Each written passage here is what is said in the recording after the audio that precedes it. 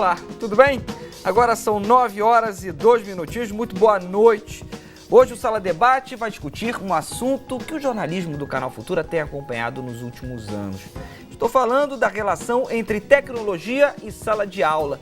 Cada vez mais os estudantes chegam ao colégio repletos de conteúdos, de discussões, de informações apreendidas em blogs, redes sociais, sites, na internet, né? Segundo o IBGE, mais de 70% dos jovens entre 14 e 19 anos tem acesso à internet no Brasil. Essa interatividade pode acontecer em casa, na lan house, onde é muito comum, e também na escola. Esse hábito virtual é um dos principais argumentos utilizados por correntes de pesquisadores que julgam ser necessária a adaptação das escolas aos novos comportamentos dos estudantes. Tudo isso para facilitar o aprendizado, ok? Acontece que o avanço da utilização de computadores, tablets, celulares, de ferramentas ligadas à internet, como blogs e páginas em redes sociais, não enfrenta somente a falta desses objetos em quase 50% das escolas públicas brasileiras, mas também encara uma resistência de parte dos profissionais da educação que não veem com bons olhos toda essa interatividade.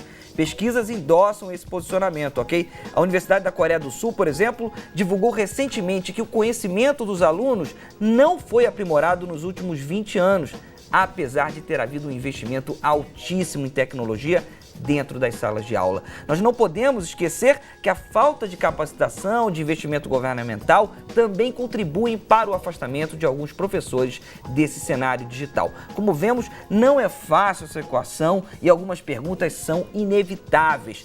Quer exemplos? Vamos para a primeira. Afinal, a tecnologia em sala de aula dispersa ou atrai os alunos? Em um país com diferenças sociais e econômicas tão grandes como o Brasil, de que maneira enxergar uma mesma sala de aula conseguindo incluir todos os estudantes? A tecnologia vai contribuir de fato para a melhora da nossa educação? É uma terceira pergunta. Para responder essas e muitas outras, trouxemos 3 especialistas. Quero começar mostrando-os para vocês. Primeiro, Simone Monteiro Araújo. Ela é gerente de mídia e educação da Secretaria Municipal de Educação do Rio de Janeiro.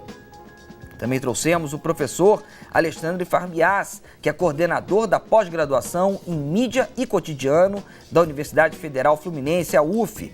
E também trouxemos o Paulo Gileno Cisneiros, que é professor da Universidade Federal de Pernambuco. Pela internet, nós teremos a participação do Micael, que é um aluno direto de Rio Branco. Ele vai contar sobre os desafios de estudar em uma escola pública e também interagir com a internet. E uma professora de Patos, no interior da Paraíba, a Gislene, que vai contar os desafios dela de dar as aulas com a internet. E você que está em casa pode continuar participando através do nosso site, o Canal Futura Oficial, que é a nossa página no Facebook. Então é só ir lá, www.facebook.com/Canal Futura Oficial. Tem um vídeo meu aqui, você embaixo pode fazer os seus comentários, as suas perguntas, fique mais do que à vontade. E aqui no Twitter é o @canalfutura, você também tem todo o direito de entrar em contato com a gente e interagir, participar desse debate. Muito bem, vamos começar. Seja bem-vindo, professor. Muito boa noite. Boa noite. Simone, obrigado pela sua vinda. Eu que agradeço. Paulo, tudo bem? Tudo bem. Veio de tão longe, já vou logo começando. Afinal, a tecnologia atrai ou dispersa os alunos? Bem, pode atrair, pode dispersar. Então, a questão é mais ampla. Como é que ela dispersa? Ela dispersa pela multiplicidade, pela variedade. Você está naquele banquete e se não souber exatamente o que você quer, você pode se perder nos meandros da... E como é que ela pode atrair, Alexandre?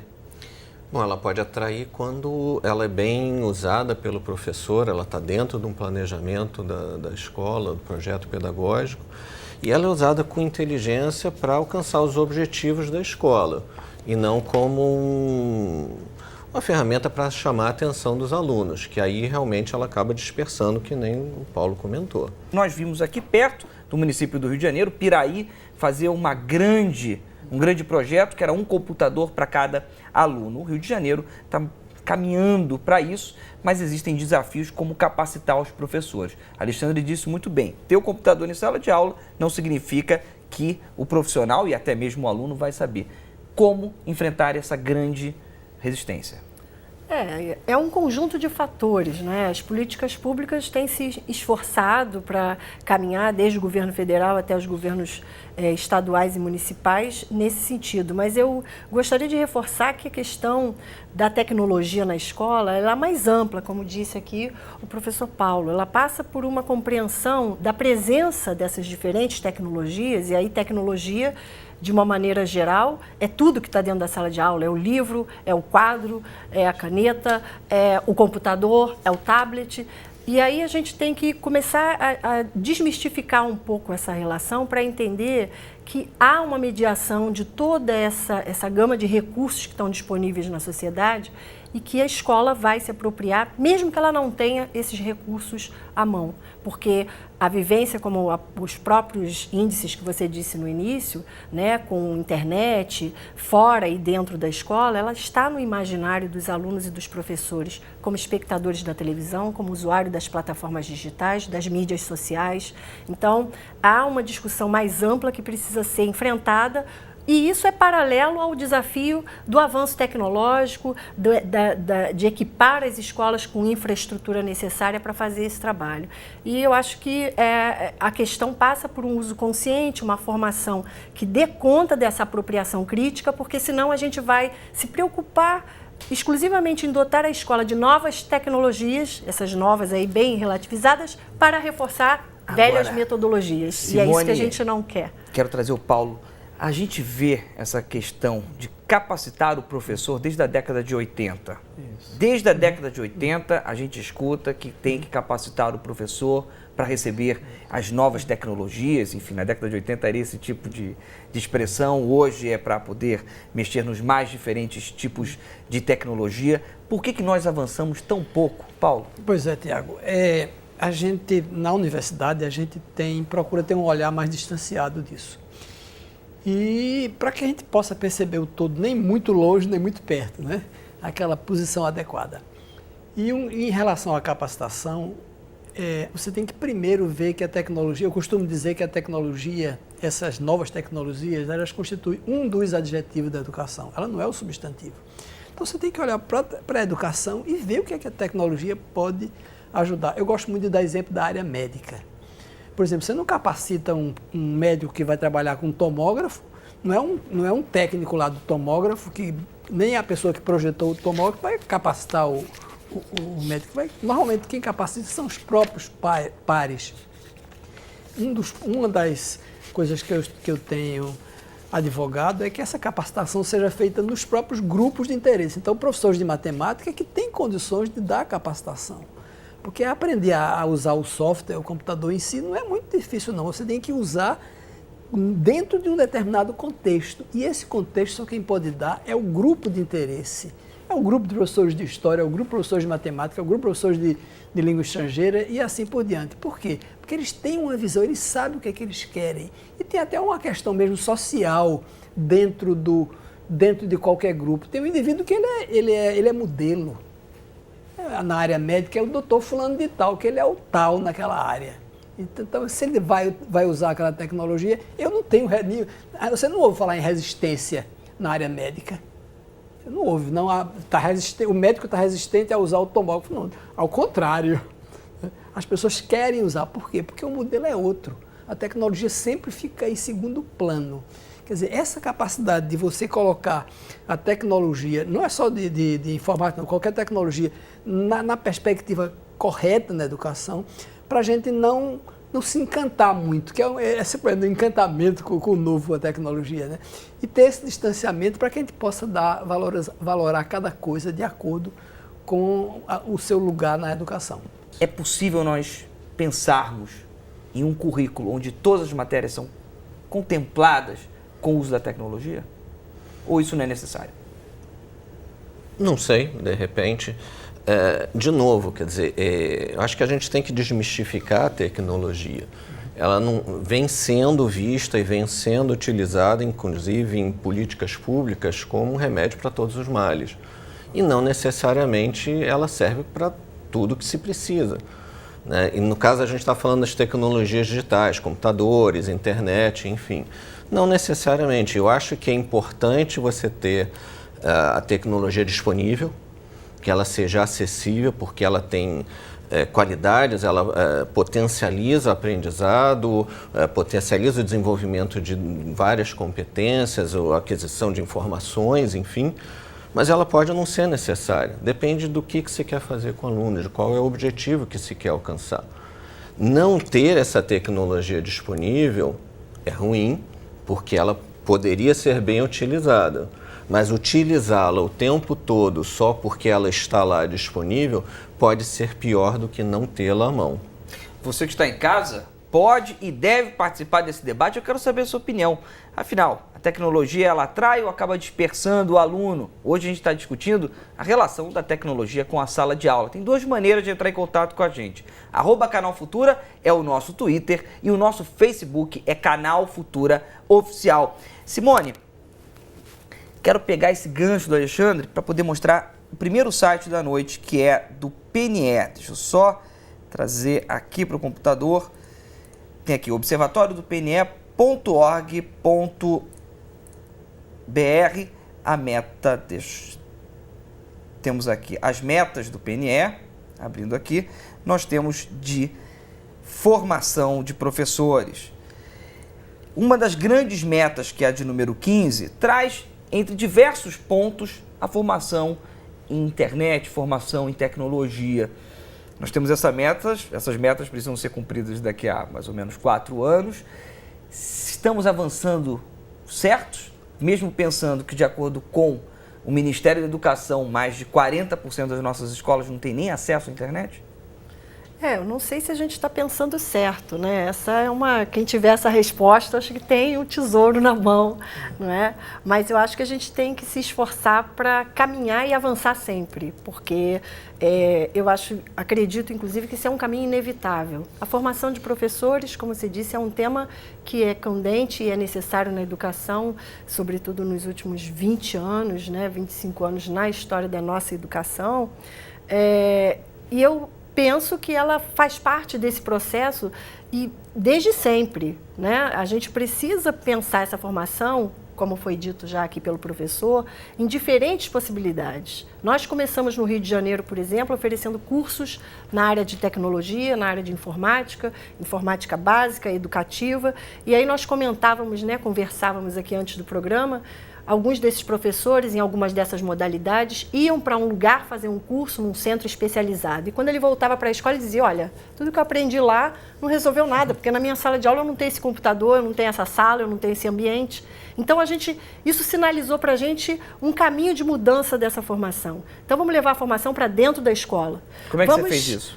Nós desenhamos outro formato de formação para os professores, no qual, ora, ele tinha contato com realidades outras, porque isso também é importante, a gente não pode se isolar em si mesmo, mas, fundamentalmente, trazer os formadores de fora e de dentro da própria rede, professores multiplicadores, professores mais experientes no assunto, interessados em fazer esse trabalho, para ajudar os seus próprios colegas na realidade da escola. Então, os cursos passaram a ser oferecidos dentro da escola.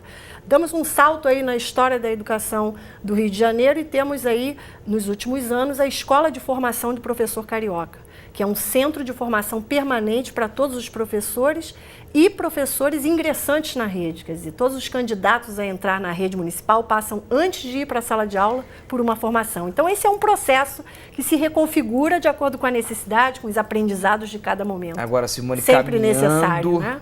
Caminhando pelas escolas, eu vejo que também tem uma realidade, muitas da Secretaria Municipal, aqui do Rio de Janeiro, muitos professores são reticentes, não querem entrar dentro desse esquema porque não acreditam que a tecnologia altere o conhecimento. A Coreia do Sul acabou de nos mostrar com uma pesquisa que pouco alterou. Então, como reverter isso de fato? Quero saber alguma proposta sua para reverter isso. Olha, caramba, uma proposta minha para reverter isso. É difícil porque você não vai reverter ideologias, histórias de vida pessoal e profissional. Você pode reverter processos. Isso a gente faz. E acreditar que revertendo esses processos você está contribuindo para mudar paradigmas, quebrar resistências, conquistar o professor para esse conhecimento e investir no conhecimento que esse professor tem.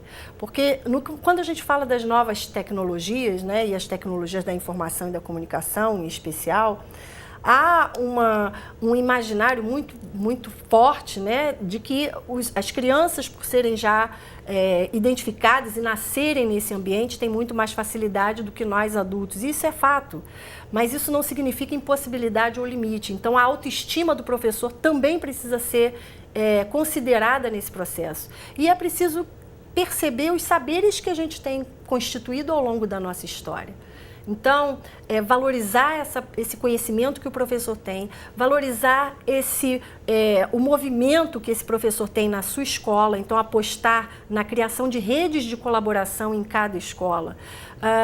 São pistas que eu poderia dar, eu não tenho um caminho a resposta, mas algumas pistas a partir da prática que a gente vem desenvolvendo na rede. Então, investir na autoestima, a multiplicidade dessas práticas, dar visibilidade a essas práticas, criar redes de colaboração, discutir a relação de ensino, porque é difícil muitas vezes para o professor entender e aceitar que às vezes o aluno sabe mais do que ele diante de alguma tecnologia. E isso também é fato. E a gente precisa entender isso. Essa realidade está presente na sala de aula, queiramos ou não. Você vê, 69% dos domicílios no Nordeste, uma média, ok, não tem acesso à internet. No Norte, mais ou menos esse número também fica em torno dos 70%. Ou seja, é muita gente ainda, professor, que não tem o acesso. Pode ter dentro da sala de aula, mas não vai ter um complemento dentro da sua casa, enfim, dentro do seu uso contínuo. Aprender junto a essa tecnologia e não ter o complemento dentro de casa pode ser prejudicial? Eu não diria que é prejudicial não, Tiago. Eu acho que esse é um estágio que a gente vai ter que vencer. Esse estágio de democratização da tecnologia, do básico, no programa Um Computador por Aluno, que foi a última política assim, que eu conheço, bem consistente do MEC até 2010, 2011. Eu visitei escolas em Pernambuco, na zona rural, onde a internet chegava e toda a comunidade ia para a escola, para os arredores da escola, para poder ter acesso à internet. Aquilo ali foi muito importante para a comunidade. Então, essa é uma etapa, eu acho que é muito importante. Eu não vejo, eu acho que os ganhos, sem dúvida, nessa fase de disseminação da tecnologia, eu acho que é muito importante. E os prefeitos, os governadores, enfim, os gestores têm que investir nessa fase. Como outras tecnologias, todo mundo tem que ter energia elétrica em casa, tem que ter água corrente, enfim, né? Então a internet hoje em dia está nessa linha de necessidades básicas, né? Professor Paulo, vejo aqui muitas pessoas discutindo, mas a grande pergunta é: quais são as desvantagens de ter tanta tecnologia no dia a dia da escola? Bem, as desvantagens é como você ter muita coisa de qualquer coisa. Então, você diminui a sua faixa de interesse. Se fala em internet, mas vamos dizer, em relação ao livro, o cara que fica lá o dia inteiro voltado para o livro, ele está perdendo mil coisas lá de fora, né? Eu costumo dizer que o astrônomo, ele olha tanto para o céu que ele não vê o que está ao redor dele, né? E vice-versa. Então, eu acho que é uma questão de bom senso, usar de acordo com a necessidade. Eu gosto novamente de dar exemplo de outras áreas já bem estabelecidas.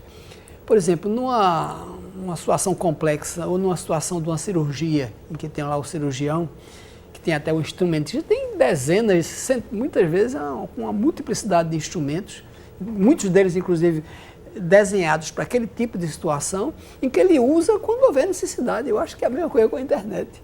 O professor quer transmitir, quer que o aluno aprenda um determinado tipo de conceito, ele vai usar a tecnologia que seja adequada. Agora, Paulo, também tem uma questão, Simone. O aluno cada vez mais quer ter a internet no dia a dia. Ele acessa o computador, ele acessa o celular dentro da sala de aula. Qual o limite? O limite é o limite do bom senso, é o limite do objetivo que você tem em jogo naquela relação que se estabelece naquele contexto. Então, isso é mediado em cada escola, não há uma receita única, há um projeto pedagógico a ser construído e consolidado em cada grupo. E o que funciona numa realidade pode não funcionar. Mas a secretaria dá uma norma? Claro, você tem que ter um currículo com diretrizes, com princípios claros, com pressupostos, e para nós existem pressupostos muito claros e já constituídos ao longo de uma história de trabalho, né, no que se refere a esse campo, que é para nós o campo da mídia e educação. Então, há uma autoria que precisa ser identificada e estimulada, tanto de alunos quanto de professores. Ambos são sujeitos nesse processo, mas os lugares se relativizam justamente porque essas tecnologias trazem outras formas de mediação. Então, o professor sai daquele lugar historicamente constituído como dono do saber para alguém que negocia e que ouve também outros saberes dentro da escola, na sua turma e com os outros professores. A tecnologia não é a salvação e nem a derrota da educação, né? Humberto Eco costuma dizer uma coisa que é muito interessante e que para nós é um farol para essa relação. A gente não pode ter nem a apologia da tecnologia, né? E nem a resistência total e a negação total. Então, nem apocalípticos e nem integrados. O meio termo sempre, nesse caso, é mais interessante. Então, é por aí que a gente vai caminhando. Participação dos nossos telespectadores, você que está em casa, pode continuar contribuindo aqui para o Sala Debate. @Canal Futura é o nosso Twitter e o nosso Facebook é Canal Futura Oficial. Faça igual o Bruno Amaral. Bruno, obrigado pela sua participação. Ele diz o seguinte: professor Alexandre, ao meu ver, a tecnologia e a sala de aula se complementam. É uma ferramenta bastante interessante e aproveitável ao aluno. Talvez hoje seja quase impossível fazer uma separação da mesma dos estudos e a sala de aula. O professor que não trouxer a tecnologia para dentro da sala de aula, ele é tratado de uma maneira diferente pelos alunos? Eu acho que sim. Eu acho que sim, quando os alunos têm o acesso à tecnologia em casa. Smartphone, tablet, seja o que for, mas minimamente um smartphone. E o professor, ele demonstra resistência, não, briga, grita, não, recolhe todos os celulares. Ele, na verdade, ele está brigando com o aluno, ele não está passando no teste que o aluno está colocando para ele. Então, ele tem que conhecer, ele tem que saber utilizar aquela tecnologia a favor dele. E é o que a Simone falou, existe uma disputa de poder ali, entre o professor como o centro da educação, que hoje em dia já não se suporta mais que os alunos têm acesso a informações. O professor ele tem que passar a exercer um papel de um arquiteto cognitivo, que André Ramal coloca. Ele tem que orientar o aluno no uso daquela tecnologia. Ele não precisa necessariamente saber utilizar, mas ele sabe como guiar o aluno e aí ele começa a ter aquela tecnologia a favor dele. Mas às vezes os alunos passam dos limites com os celulares e os professores também não querem entrar dentro desse jogo. Por isso, a repórter Eliane Benício, ela foi ao Colégio Estadual Júlia Kubitschek, que fica no centro do Rio de Janeiro, para saber mais sobre a relação entre alunos, professores e tecnologia. Vamos ver.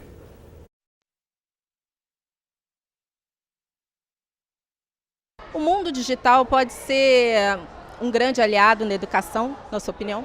Com certeza. É o que mais estimula os alunos a prestar mais atenção, a fazer a gente se prender mais ao assunto. Assim, assistir um vídeo é muito mais prazeroso do que só ouvir um professor falando. E os professores já sabem disso? Alguns já têm total conhecimento, já usam com mais facilidade. Tem outros que são mais antigos, que precisam daquela ajuda do próprio aluno. Eu acho que, na minha opinião, podia ter um curso ou alguém para ajudar os professores que não sabem ainda usar, porque isso ia ajudar muito eles e o desenvolvimento da aula.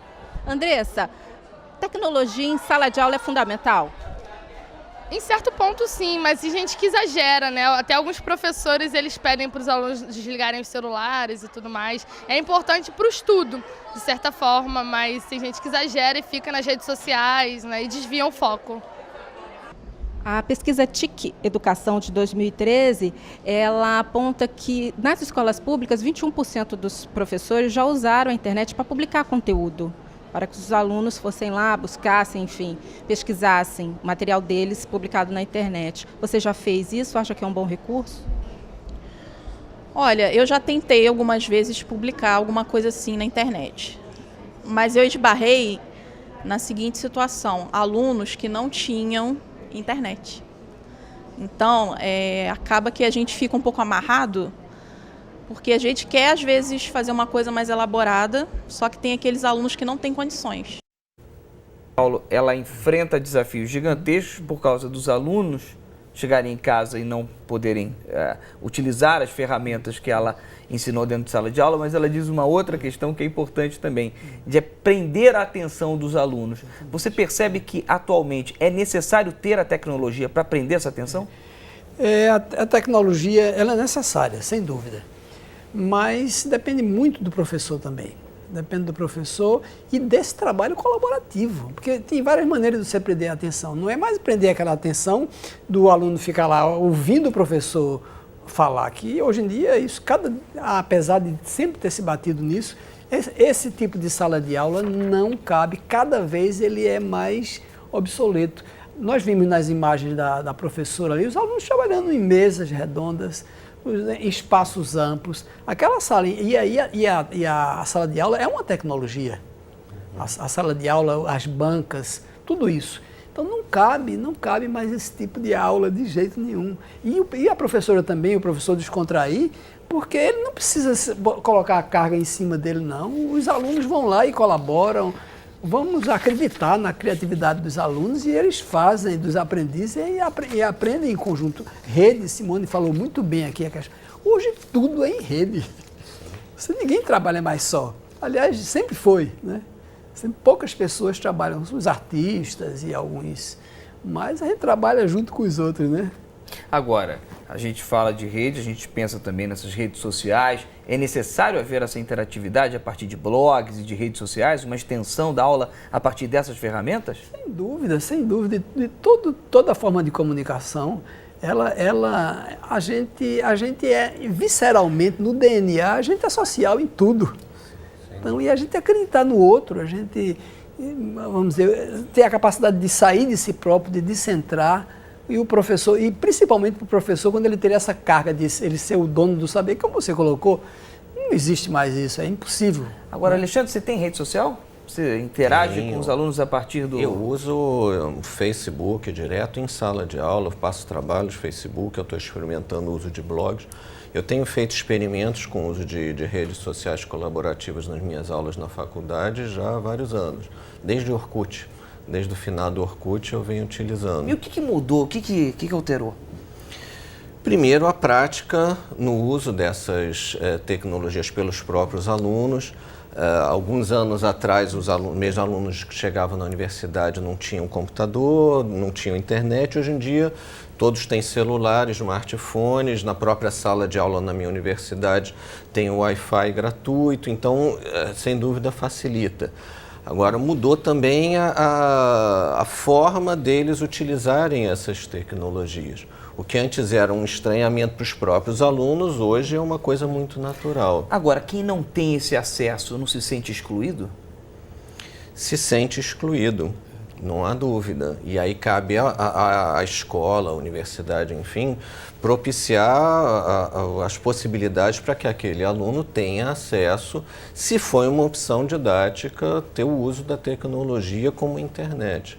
Agora, eu queria acrescentar uma coisa que o Paulo falou, que eu acho que é importante, porque usar a tecnologia para chamar a atenção do aluno em sala de aula, porque ele utiliza... um professor canta, toca música dentro de sala de aula, está chamando a atenção do aluno, não é isso.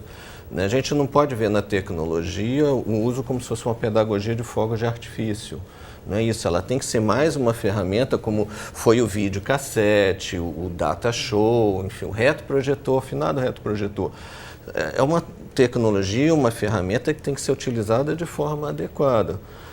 No caso, a internet, o smartphone, isso aproxima professor e aluno porque eles estão transitando ali numa mesma linguagem, numa linguagem próxima, não é mesmo porque não tem, que nem a Simone colocou, são gerações diferentes, mas sem dúvida que aproxima. Alexandre, a gente sabe que cria várias confusões ter internet também dentro da sala de aula. Sim. Porque a gente tem os alunos cobrando mais, os professores nem sempre sendo capacitados, a gente atravessou o programa inteiro falando sobre isso, mas eu quero trazer de volta o comentário da Luana e da Andressa, os comentários da Luana e da Andressa que foram entrevistados na nossa reportagem. Elas falam o seguinte: existem excessos sim. Como conter esses excessos em sala de aula? Olha só. Sem perder a ternura, né? Não, sem dúvida, já dizia o Che Guevara, mas Quando eu era criança, que eu estava na escola, não existia internet. Mas o que faziam os jovens para se comunicar em sala de aula? Passavam os bilhetinhos de papel. Bom, mas era bem mais difícil, né, do que mandar uma mensagem. Seja como for. Mas da mesma forma, mandava um papelzinho, um aviãozinho, e isso dispersava. Lógico que fazer isso com um smartphone, um WhatsApp, enfim, facilita muito, mas mudam as tecnologias, você agrega valor, qualidade, velocidade, enfim, tudo que a gente já falou, mas determinados hábitos se mantêm. A questão é o professor trazer isso para dentro de sala de aula. Eu tenho visto experiências muito interessantes que professores têm feito usando Twitter, usando Google Docs. Você pode dar um exemplo? Professores que usam, por exemplo, o Twitter, essa limitação de caracteres, para trabalhar justamente concisão de texto. Dá um tema e os alunos têm que dissertar, escrever sobre aquele tema naquela quantidade limitada de caracteres. Uma professora que usou texto colaborativo no Google Docs entre os seus alunos, para propiciar justamente um desenvolvimento. Então, se você tem um objetivo, você traz isso para dentro da sua sala de aula. Você tem que conseguir um objetivo que inclua, por exemplo, o uso de celulares em sala de aula. Consultem aí tal coisa, busca aí no seu celular, entra nesse site. Então, são estratégias que o professor tem que usar para fazer com que aquela tecnologia seja natural àquele espaço, àquele ambiente, e não ficar brigando com elas, porque vai perder. Ok. Vamos agora para as nossas considerações finais. Professor Paulo, começo por você. É isso mesmo, Alexandre. E tem um ponto aí, eu coloco novamente essa capacidade do professor sair de si e tentar perceber o mundo dos alunos. Porque na sua época era a tecnologia do papelzinho, do bilhete. Isso. Hoje é a tecnologia do Twitter, a tecnologia do WhatsApp, então, e o professor, esse é o mundo dos alunos. Então, se você quer se comunicar com os alunos, você vai ter que utilizar e explorar e descobrir também, né? Porque isso não tem idade. Então, eu acho que é por aí. Obrigado pela sua participação. Simone. Eu diria que é fundamental nesses tempos que nós vivemos dentro da escola, entender e, primeiro de tudo, conhecer o que acessam os nossos alunos, o que assistem, como veem, como acessam e o que fazem de todo esse conteúdo ao qual eles têm acesso e são submetidos em alguma medida. Acho que o diálogo deve começar por aí, ser a base dessa conversa e trazer a relação das diferentes tecnologias, das diferentes possibilidades para o cotidiano da sala de aula, tendo essa mediação a serviço de um objetivo que é aprender e ensinar, porque esse é o grande papel da escola, estamos ali para aprender e ensinar juntos. Então, as tecnologias também fazem parte desse momento, estão fora da escola e devem estar dentro da escola, como o Frenet dizia lá em 1920, que a escola tinha que se relacionar com o seu meio. Então, a gente continua aprendendo com essa história e qualificando e vivendo os dilemas do nosso tempo. Quero aproveitar para dar o site da SME aqui do Rio de Janeiro, é www.rio.rj.gov.br/web/SME. Aqui você tem todas as informações do trabalho da Simone e de todas as pessoas responsáveis pela Secretaria Municipal do Rio de Janeiro. Alexandre, agora chegou o seu momento. Palavras finais aqui no programa.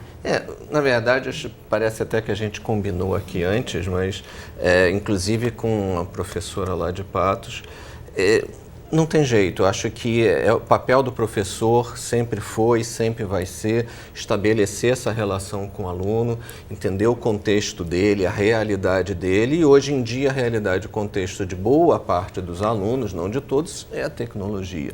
É o uso da tecnologia, dessas novas linguagens, dos significados que isso tem, os sentidos que são produzidos na relação com essa tecnologia. E ele tem que entender isso e utilizar isso a seu próprio favor, com consciência, dentro dos objetivos pedagógicos. Tem muita coisa para ser feita. Você não precisa se apropriar de uma tecnologia só porque está todo mundo usando, mas você tem que usar uma tecnologia que sirva para aquilo que você quer.